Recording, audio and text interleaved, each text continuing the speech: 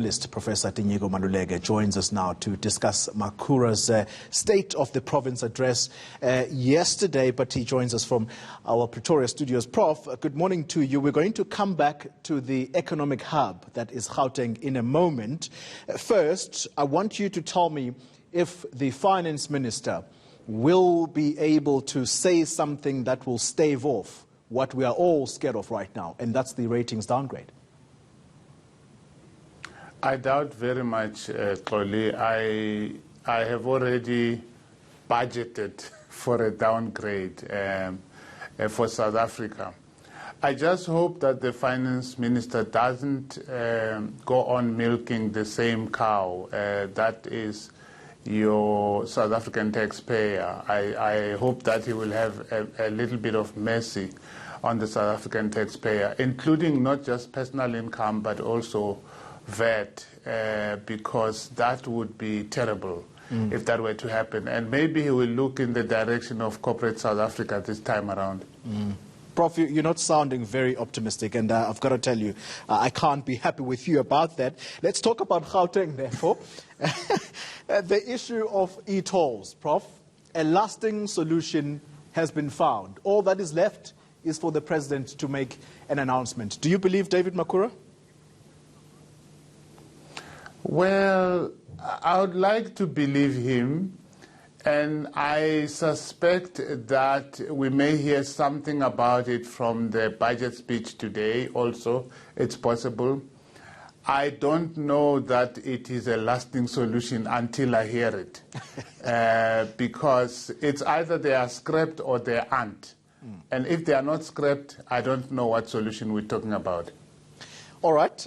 A 10-year vision was presented by the Premier of this province, Professor. And in amongst that 10-year vision is what he said was a 10 high-growth sectors vision. What are key priority areas for you? Well, that's the problem. You know, the word priority was missing in that speech, if I may start on the negative side. And to begin with, 10 years is a long time. I don't know that politicians who have a 5-year term should be allowed to make 10-year plans. Because a 10-year plan for someone who has less than 5 years in office sounds like a wish list. And who will take it forward? And is this the beginning of the local elections campaign?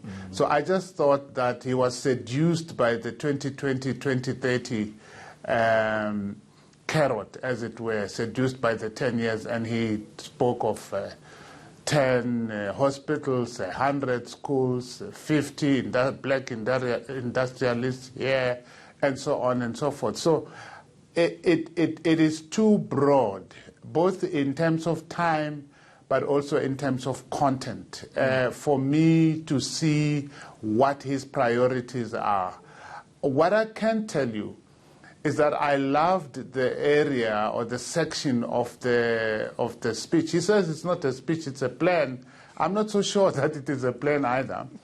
But what I loved was the section where he was talking about basic education and all the plans that they have for basic education. I happen to think that basic education is the Cinderella of the education system in this country, that we have forgotten about it. And it's good to hear from the Premier such good plans that they have for basic education, and having identified basic education as an important area long before we come to matric and post-school education.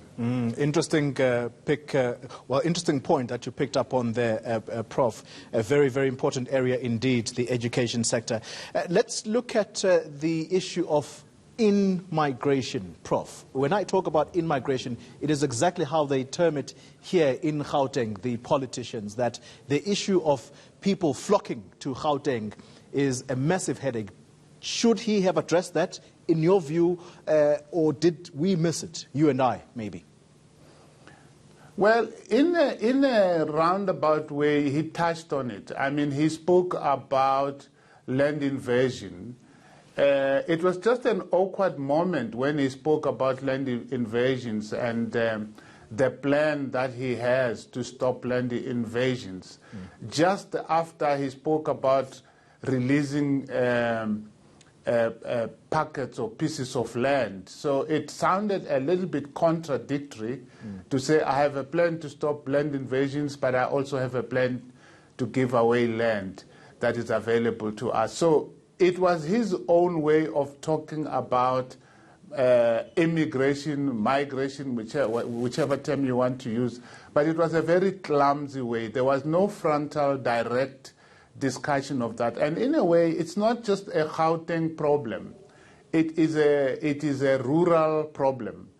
So what you need is a two-pronged attack on it. So all provinces, including those with large rural areas, need to have a plan to keep the people, and not just for Gauteng to have a plan to know how to deal with them once they arrive here. And the reason I'm nitpicking on this issue, Prof, is the very issue that we deal with almost on a yearly basis now, and that is that of the so-called xenophobic attacks. You have people that come from neighboring countries who are looking or who are called economic migrants, and that puts a strain on the province's resources. In fact, it was Makhura himself who said last year that perhaps countries like Zimbabwe ought to give us some money because we're taking care of their citizens in this country. Yeah, you know, Xoli, we should be careful not to completely conflate the issue of African migrants from other African countries and the problem of migration in general. The problem of migration is a continental problem. It's not just a South African problem. And if you like, it's a global problem. People will go where opportunities are. And they will go where opportunities are inside one country, but also across countries. And so we need to think much more deeper than merely to point a finger at Zimbabweans or at people who are coming here from the DRC Congo. And I'm glad in a way that he didn't go deep into that, because some of his statements last year were sounding a little xenophobic. And so there is a bit of opportunism that comes in whenever that issue is discussed. I think we have, even without the African foreign nationals or the Eastern Europeans, if you like, or people from Asia, internally as a country, we do have issues with the urbanization issue, and that we need to address. All right, Professor Tinyiko Maluleke, thank you very much indeed for your insights there, joining us from our Pretoria studio.